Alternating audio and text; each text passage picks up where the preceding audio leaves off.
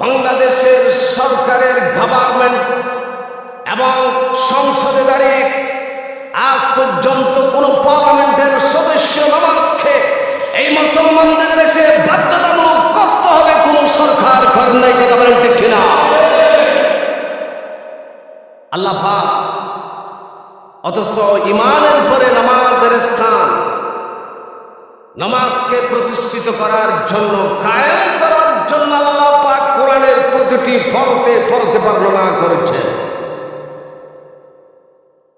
দেশ স্বাধীনের পর থেকে আমরা দেখেছি এই দেশের মুহাদ্দিস, এই দেশের মুফাসসির, মুহাক্কিক, পীর বুজুর্গ, আলেম ওলামা, এই দেশের দ্বীনের দাওয়াতের আলেম ওলামারা, মসজিদের খুতবায়ে আযম, মসজিদের ইমামগণ, তারা মানুষকে নামাজের দাওয়াত দিয়ে আজ পর্যন্ত তারা মানুষকে নামাজের দাওয়াত দিয়ে নামাজ পড়ানোর জন্য মুসল্লি বাড়িয়েছেন। সুবহানাল্লাহ।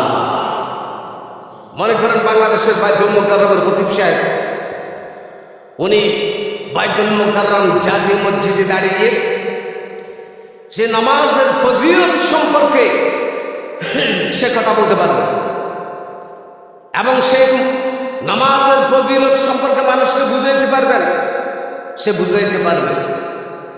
কিন্তু সে মসজিদের মিম্বরে বসে সেই ঘোষণা দিতে পারবে না আগামীকাল ফজর থেকে বাংলাদেশের প্রতিটি জমিনে ইঞ্চিতে নামাজ প্রতিষ্ঠিত করতে হবে, এই কথা বলতে পারবে না। কিন্তু উনি মানুষকে নসিহত করতে পারবে। এদেশের ইমামগণ মুসল্লি বাড়িয়েছেন, পীর বুজুর্গগণ মানুষকে ফজিলত, নামাজের ফজিলত সম্পর্কে আলোচনা করে মুসল্লি বাড়িয়েছেন।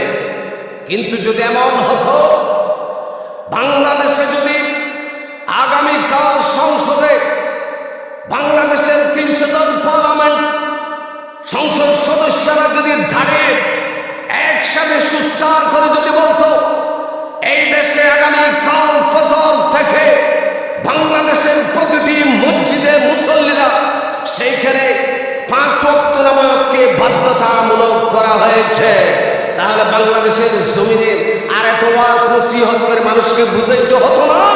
সকল মানুষ ধরে ধরে এবং সকলে আল্লাহর ঘর মসজিদ ভরপুর হয়ে যেত। কথা বলেন ঠিক কিনা?